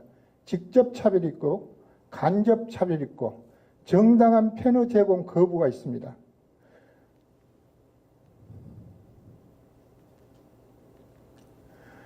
정당한 편의 제공 거부에 있어서 이동권에 대해서 말씀을 드리겠습니다. 장애인도 이동하여야 교육도 받고 노동도 하며 지역사회에 함께 더불어 살 수 있지 않겠습니까? 장애인 이동권에 관련된 법은 장애인, 노인, 임산부 등의 편의 증진에 관한 법률이 있고 교통약자 이동 편의 증진법이 있습니다. 저는 출퇴근할 때 저상버스를 탑니다. 처음에는 저상버스를 타지 않았습니다. 왜냐고요? 시민들이 싫어했고 운전기사도 싫어했습니다. 그러나 장애인 운동을 통해서 저상버스를 만들었는데 저상버스를 타지 않는 게 말이 되지 않는다는 생각이 들었을 때 저는 저상버스를 타기 시작했습니다. 물론 지금도 러시아에는 저상버스를 탈 수가 없습니다. 저상버스를 타기 시작했더니 시민들이 오히려 버스 안에 의자를 접어주고 타는 것을 도와줬습니다. 이게 체험으로 통해서 행동으로 인식 개선하는 거라고 저는 생각했습니다. 머리가 불편해 보이십니까? 제가 리프트를 타는 모습입니다. 리프트를 타려면 저 봉을 붙잡아야 됩니다. 그런데 손이 불편한 장애인들은 운전을 할 수가 없습니다. 그래서 옆에서 부축을 해줘야 됩니다. 그렇기 때문에 아주 위험합니다. 그래서 오이도에서 2001년도에 추락사고가 나서 한 분이 돌아가셨습니다. 그리고 2017년 10월 달에 신길역에서 또 추락사고가 발생해서 5개월 동안 투병 생활을 하다가 2018년 3월 26일 날 사망을 했습니다. 그래서 장애인 단체들이 모든 지하철에 엘리베이터를 설치해달라고 운동을 했습니다. 저도 참여했습니다. 제가 처음 이 전동 휠체어를 구입해서 타고 나왔을 때 이 운동에 참여한 날이었습니다. 저는 신길역에서 처음 타고 와 운전이 서툴어서 지하철하고 승강장 사이에 이 앞바퀴가 끼었습니다. 저는 정말 죽는 줄 알고 아우성을 쳤었는데 다행히 옆에서 도와줘서 빠져나올 수가 있었습니다. 이게 신길역 추락사고의 현장입니다. 그래서 모든 지하철에 엘리베이터를 설치해 달라고 운동을 했던 것입니다. 제가 2020년 10월 30일 날 현장 답사를 가봤습니다. 이처럼 낭떠러졌습니다. 여기서 굴러떨어졌으니 바로 돌아가시지 않은 것만 다행이었는데 그러나 치료를 하다 5개월 만에 돌아가셨습니다. 이게 독일의 지하철역입니다. 이 지하철역은 엘리베이터도 있고 에스컬레이터도 있고 계단도 있어서 아주 잘 만들어졌다고 우리가 표본을 삼았습니다. 그러나 장애인 운동으로 만들어진 신길역은 그보다 훨씬 잘 만들어졌습니다. 양쪽에 에스컬레이터가 있고 계단도 있으며 가운데는 엘리베이터가 전동일체가 2대가 들어갈 수 있는 아주 넓은 공간이 됐습니다. 이처럼 아주 편리하게 잘 만들어졌습니다. 장애인 운동이 없어서 이런 시설을 만들었다면 얼마나 좋았겠습니까? 올바른 줄서기일까요? 장애인들이 엘리베이터를 만들어 달라고 운동을 했을 때 모든 사람들은 손가락질했습니다. 시끄럽고 교통 방해된다고요. 그러나 엘리베이터를 설치해 놓으니 서로 편리하니까 타겠다고 아우성입니다. 이 그림은 줄은 잘 서 있습니다. 이 그림은 장애인도 아니고 노인 어르신이 지금 엘리베이터를 타기 위해서 기다리지만 아무도 양보하지 않습니다. 저는 아침에 출퇴근할 때 엘리베이터를 탑니다. 저는 양보까지는 바라지 않습니다. 조금만 틈만 있으면 새치기를 합니다. 뛰어들기죠. 지금 킥보드는 안전하게 이용하실까요? 이처럼 편리하게 쓰고 아무 곳이나 팽개쳐 버립니다. 이렇게 되면 휠체어를 타는 장애인도 불편하지만 특히 시각장애인이 굉장히 위험합니다. 이렇게 정돈된 상황에서 킥보드를 타면 얼마나 좋겠습니까? 이거는 두 사람이 타고 헬멧도 쓰지 않았습니다. 이런 상태에서 킥보드를 타면 아주 위험합니다. KBS 사랑의 가족에서 방송됐던 내용입니다. 시각장애인이 저 킥보드에 넘어져서 상처를 입었습니다. 치료가 필요합니다. 횡단보도 상황입니다. 예전에 휠체어가 나오니까 횡단보도에 터득이 있던 것을 홈만 팠습니다. 이처럼요. 저 홈 파는데 돈이 더 들어갈까요? 오히려 저거 중간에 저 설치해 놓은 게 돈이 더 들어간다고 생각합니다. 그러나 지금은 모든 횡단보도에 턱을 지금 낮추고 있습니다. 그런데 또 문제가 생깁니다. 자동차가 들어와서 아무곳에 주차를 한다는 것입니다. 그래서 만들어진 게 블라드입니다. 블라드를 설치해 놓으면 자동차도 들어오지 않고 횡단보도도 편리하게 이용할 수 있습니다. 횡단보도를 장애인만 이용하지 않지 않습니까? 모든 사람이 함께 이용합니다. 그래서 예전에 블라드는 발목 밑에 있었던 건데 지금은 허리 높이로 블라드를 세웁니다. 그러면 조금은 안전하죠. 저는 어깨가 아파서 한의원에 가고 싶어도 갈 수가 없습니다. 왜요? 턱이 있기 때문입니다. 저는 점심시간에 맛있는 음식을 먹으러 갔어도 그림의 떡입니다. 턱이 있기 때문입니다. 감기가 들려서 약을 지어 먹으려고 해도 턱이 있어서 갈 수 없습니다. 어떤 약국은 이처럼 경사로가 있기 때문에 편리하게 이용할 수가 있습니다. 장애인 주차장도 이렇게 허술하게 하지 않고 정규격으로 만들어야 장애인들이 안전하게 이용할 수 있지 않을까요? 저는 아침에 출근해서 저희 센터에 들어갈 때 경사로도 있고 엘리베이터 설치되어 있는 좋은 환경의 사무실을 이용하고 있습니다. 이처럼 편의시설이 완전히 만들어져야 장애인들이 이동을 하면서 지역사회에서 함께 살 수 있지 않겠습니까?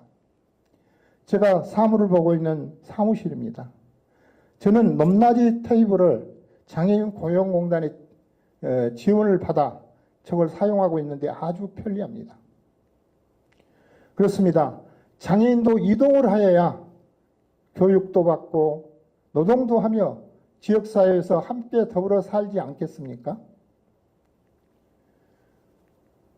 지역사회, 우리가 이동권, 교육권, 노동권, 사회권이 있지만은 가장 먼저 실현돼야 될 게 이동권이라고 생각을 해서 제 강의를 가져왔습니다. 이상 제 강의를 마치겠습니다. 감사합니다.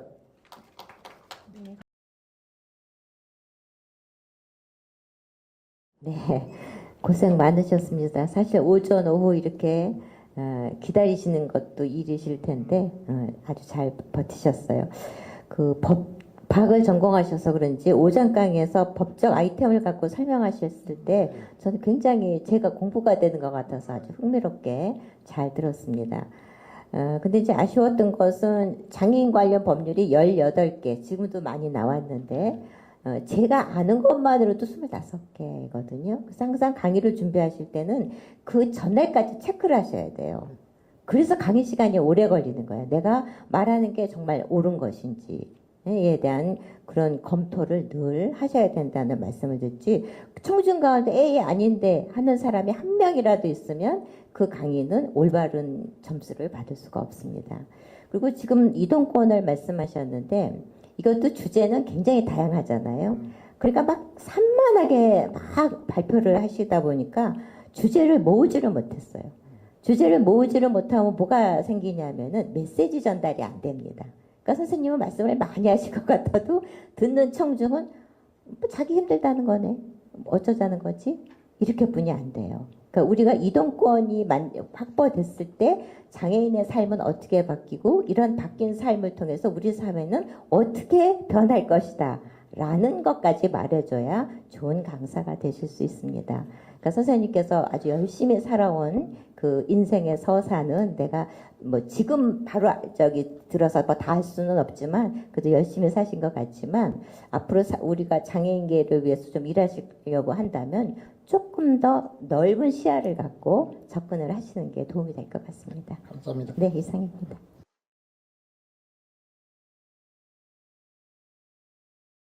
안녕하세요. 오후에 다시 한번 뵙게 됐네요. 제가 이제 좀 정신을 바짝 차리고 제대로 된 강의 한번 해보겠습니다. AI와 장애인 고용 혁신입니다. 얼마 전에 일론 머스크가 인간의 두뇌에 칩을 박아서 그것을 브레인 AI로 생성하기 위해서 기술을 개발하고 있습니다. 시대는 초단위로, 분단위로 변하고 있습니다. 우리가 거부할 수 없는 시대적인 혁신이 시작되고 있기 때문에 AI와 장애인 고용 촉진은 불가분할 관계, 꼭 필요한 전제 조건이 될 수 있다고 생각해서 오늘의 주제로 삼았습니다. AI 도구와 보조 기술은 우리에게 언제나 항상 말로 하면 되는 시대가 됐습니다. 옛날에는 코드를 짜고 엠베드 소스에다가 HTML 태그를 놓고 거기에 따른 여러 가지 프로그램을 짜야 모든 자동화가 되었는데 지금은 노코드 시대, 말로 해서 자연어로 처리가 되기 때문에 장애인이 접근 가능한 그리고 창작력만 있으면 창조적 사고만 있으면 얼마든지 업무 능력을 향상시킬 수 있는 기대가 될 수 있는 그런 업무의 형평성이 평등한 시간이 시작되고 있습니다. ESG 경영이 부상되고 있는데요. 소셜 부분이라든지 이런 것은 장애인에게 많이 도움이 되고 있습니다. 인바이먼트라든지 이런 것은 환경 그리고 소셜 거버넌스 이거 지배 구조 자체는 우리에게 필요한 것은 장애인들은 사회적 구조를 지표를 높이는 데 도움이 됩니다. 이유에서도 경영지표 지속 성장 보고서에 장애인이 지표가 꼭 포함되어 있기 때문에 그것을 우리 기업인들이 이해한다면 보다 포용 정책에 접근할 것이라고 저는 생각하고 있습니다. 디지털 혁신은 역시 우리가 가볍게 넘길 수 있는 이야기입니다. 언제나 모든 것은 자동화되고 재택근무도 온라인으로 줌이라든지 미팅을 통해서 업무를 처리할 수 있는 단순하지만 쉽게 접근 가능한 시대가 됐다는 것입니다. 장애 유형별 AI 지원 기술을 보면 지체 장애인들하고 뇌병변 장애 유형은 로봇팔과 음속 인식 명령을 통해서 보다 더 편리한 이동성과 그리고 업무 능력을 향상시킬 수 있다는 면에서 우리에게는 상당히 좋은 현상이라고 볼 수 있습니다. 시각장애인은 스크린 리더와 음성 보조 장치, 청각장애는 수화와 자막으로 업무와 사회 참여를 증진시킬 수 있는 그런 기회를 제공하고 있습니다. 언어 및 안면장애 지원은 언어장애인 지원은 음성 합성 기술, AI 보조 기술, 뭐 다 아시는 부분들이겠지만 안면장애인 지원 같은 경우는 외모를 개선해 주고요. 또 AI 맞춤형 보조 기술은 장애 유형별 보조 기술로 일상생활과 직업활동의 개선을 도모할 수 있습니다. 신장장애, 투석, 이식이 필요한 신기능 장애인들에게 프로그램으로 조절을 할 수가 있게 되어 있고요. 심장장애, 호흡기장애, 간장애 특징상 모든 것을 관리 프로그램으로 AI 헬스케어를 통해서 자연스럽게 조정해주고 그들이 일상의 스케줄을 짜줄 수 있다는 게 AI의 특징입니다. 장르 요루 장애인도 역시 거의 비슷한 맥락으로 말할 수 있겠습니다. 첨단 의료기기와 관리 시스템으로 건강관리와 직무 수행 능력을 증진시킬 수 있고요. 뇌정증 장애인 지원은 특별히 생애 통계 그 주기를 봐서 발작 증세에 가능한 시간대를 조심스럽게 관리할 수 있도록 해주는 특이한 그 예측 시스템이 유지가 될 수 있죠. AI 건강 모니터링은 AI 실시간 건강 모니터링을 통해서 여러분도 알다시피 스마트 워치를 통해서 실시간 맥박이나 여러 가지를 환경을 적용해서 원격적으로 치료하고 지원해 줄 수 있는 그리고 그럼으로 인해서 작업 환경이 도움이 많이 되고 있는 거죠.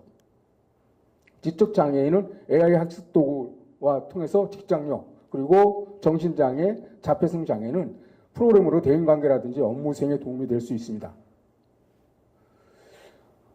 제가 주요하게 생각된 부분이 AI와 메타버스로 장애인 직업 활동의 기회를 확대할 수 있다. 제가 강조하고 싶은 부분이라서 잠시 멈췄습니다.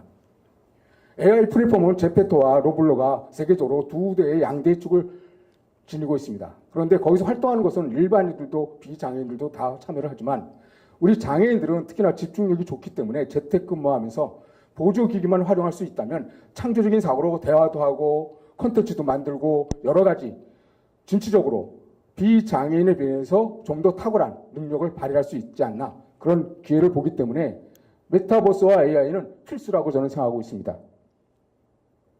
GPT로 장애인 직업생활을 지원할 수 있는데요. GPT는 2022년 11월 30일 날 세상에 태어났습니다.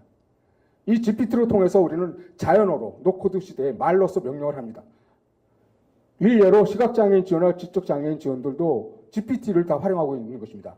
지금 우리들이 리튼이라든지 또는 제민이라든지 이런 것들 자체가 대규모 언어 지원으로 인해서 이루어지는 것이기 때문에 생성형 AI 도구 상자, 곧 빅데이터를 어떻게 활용하느냐 중간 역할을 하는 생성형 AI 제너레이티브 시대가 된 겁니다. 여기에 또 말씀드릴 수 있는 건 시각장애인, 청각장애인 지원, 지체장애인 지원, 발달장애인 지원들이 플랫폼을 통해서 누구나 접근 가능하다는 것을 한 번 더 가볍게 터치해서 말씀드리고 싶습니다. 실시간 정보 검색과 지식 관리입니다. 이것도 저희가 상당히 중요한 부분인데요. 우리 그 직장 생활을 하면서 장애인들이, 중증 장애인들이 특수 침대에 누워서 브레인 헬멧을 쓰면 뇌파로 명령을 내릴 수 있습니다. 그러면 모니터를 보면서 직장 환경의 그 중도 장애인, 이 전제 조건입니다. 제가 말이 바뀌었는데 중도 장애인이 박사학위나 이런 것들을 딴 고능력의 그런 업무 능력 수행 가능한 사람들이 헬멧을 쓰고 생각으로만 컴퓨터에 연결해서 명령을 함으로 인해서 보다 효과적인 결과를 낼 수 있다는 거죠.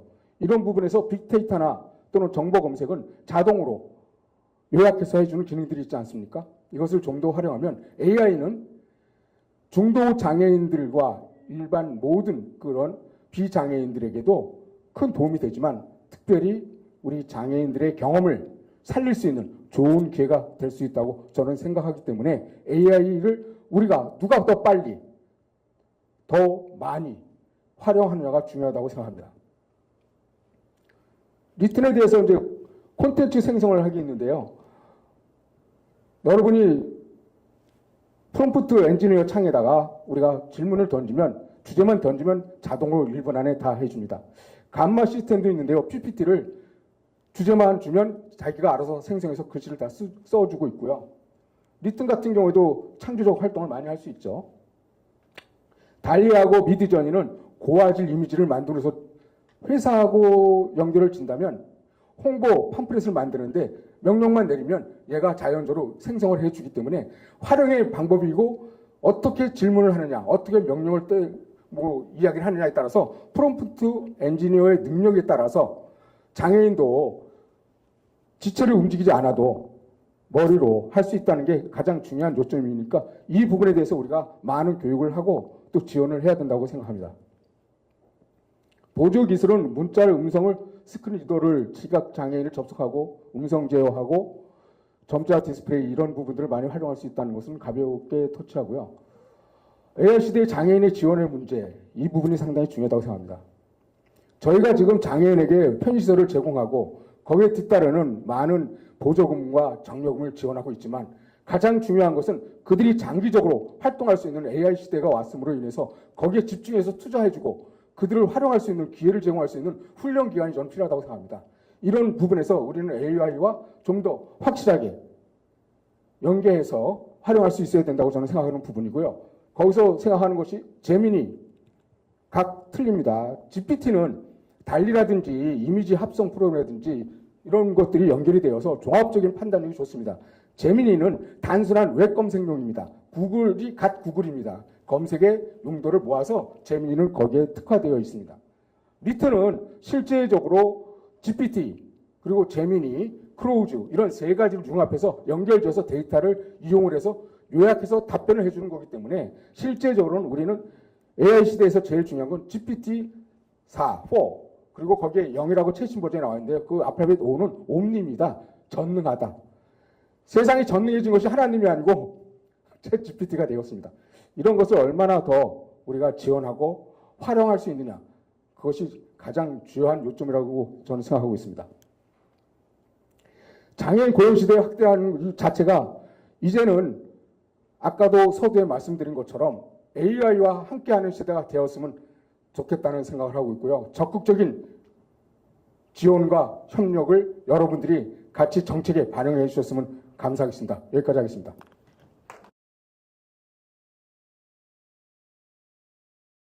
잘 들었습니다. 잘 들었고 강의는 대체적으로 무난하게 하신 것 같아요. 뭐 목소리 톤이나 기타 그 내용. 근데 이제 문제는 AI 기술에 대한 기술에 대해서 장애인에 대한 문제를 어떻게 엮어서 장애인에게 좀 더 효율적인 기술적인 지원을 할 수 있을지의 여부에 대해서 말씀을 하셨는데 네. 실제적으로 현재의 그 장애인들이 갖고 있는 직장 생활이나 네. 이런 것들을 할 때 이 AI 기술이 어떻게 활용 가능한지 여부가 지금 명확하지 않은 상태에서 설명을 하셨기 때문에 네. 사실은 제가 듣기에도 이게 무슨 얘기지 하는 좀 뜨악한 느낌이 있었어요. 네네. 그래서 이런 문제들은 그러니까 실제적으로 이 GPT나 AI 기술의 활용도가 좋다 하더라도 이것을 이용하는 장애 당사자들이 무슨 의미인지 제대로 이해하거나 인지하지 못하면 이것을 강의하시는 분이 얘기하는 것들에 대한 것들을 다 이해하지 못하잖아요. 네네. 그래서 이거는 쉽지 않은 얘기를 너무 어려운 이야기를 이 장애 인식 개선 강의에 포함시킨 것은 아닌가 하는 좀 우려가 좀 있어서 말씀을 드리고요. 신체장애, 아까 장애 유형에 대한 설명을 하셨는데, 신체장애 안에 내부장애를 막 혼용해서 쓰셨더라고요. 그래서 이런 문제들은 좀 구분을 해줘야 될 필요가 있겠다라는 말씀을 드립니다. 감사합니다. 잘 들었습니다. 감사합니다. 그 장애인 고용에 대한 방법들 이런 것들을 주로 말씀해 주셨는데 직장 내 인식 개선 교육의 대상자는 대부분 다 장애인에 대한 제도나 잘 모르는 비장애인 근로자들이 대부분이거든요. 그래서 교육 대상자가 누군지가 사실 좀 불명확했고 아마 이거는 장애인 대상으로 직업훈련에 쓰시면 더 좋을 것 같은데 그래서 듣는 비장애인 근로자 입장에서는 내가 듣고자 하는 강의일까 아닐까라는 고민이 많이 들었을 것 같습니다. 그래서 교육 대상자가 누구인지를 정확히 정해서 그분이 원하는 강의를 하시면 지금 가지고 있는 강사분의 스킬을 다 쓰실 것 같고요. 그 다음에 강의 내용 중에 조금 제가 하나 장애인이 더 집중력이 높다. 이런 거는 장애인과 비장애인 또는 개인마다 성향이 다 틀리기 때문에 도리어 장애 감수성이나 장애를 바라보는 편견을 더 볼 수 있는 용어들이기 때문에 좀 조심해서 쓰시면 좋겠다는 말씀을 드리겠습니다. 네. 고생하셨습니다. 제가 봤을 때는 지금 우리 이 선생님께서 말씀하신 AI 부분에서 제가 지금 AI 교육을 현장에서 비장애인 대상으로 교육을 시키고 있습니다. 제 협회 연수원장을 하고 있는데 사실 그런 것들을 녹여서 여기서 이야기하기에는 시간도 너무 짧았고 이제 죄송하지만 제가 이제 장애인식 개선에 대한 이런 부분들을 같이 녹여서 얘기한다는 게 어려운 부분이 없잖아 있는데 사실은 AI를 설명을 하려면 컴퓨터를 가지고 이야기를 해야 되는데 그런 것을 시연하지 못하니까 이상하게 겉도는 이야기가 된 것 같아요. 근데 그런 거에 대해서 지적을 해주셔서 감사합니다. 네, 끝내겠습니다. 각 강사님들이 보여주신 열정에 깊은 감명을 받지 않으셨나 싶습니다. 오늘 강의 시연을 보시고 내년에 도전해보고 싶다는 분들이 분명히 있으실 거라고 생각됩니다. 그런 분들은 내년에 꼭 강사 콘테스트에 도전해 보시기를 추천드리겠습니다. 저희 협회는 매년 새로운 열정과 역량을 지닌 강사님들의 도전을 기다리고 있습니다.